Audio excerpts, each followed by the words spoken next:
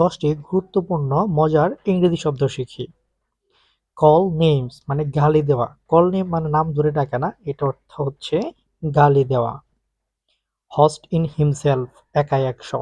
His host in himself, সে হচ্ছে একাই একশো। ব্যাড নেমস দুর্ব্যবহার করা। ব্যাড নেমস দুর্ব্যবহার করা।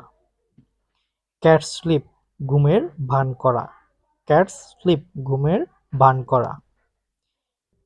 কাট এ গুড ফিগার ভালো ফলাফল করা। He will cut a good figure in the exam, সে পরীক্ষায় ভালো ফলাফল করবে। কাট এ সরি ফিগার খারাপ ফলাফল করা। He will cut a sorry figure in the exam. Summer friends সুসময়ের বন্ধু। সামার ফ্রেন্ডস মানে সুসময়ের বন্ধু। ডগ ডেজ সবচেয়ে গরম দিন। গরম দিন ইংরেজিতে আমরা বলি হট ডে, মানে গরম দিন। আর যদি অনেক বেশি গরম থাকে সেক্ষেত্রে আমরা ইংলিশে বলতে পারি ডগ ডেজ।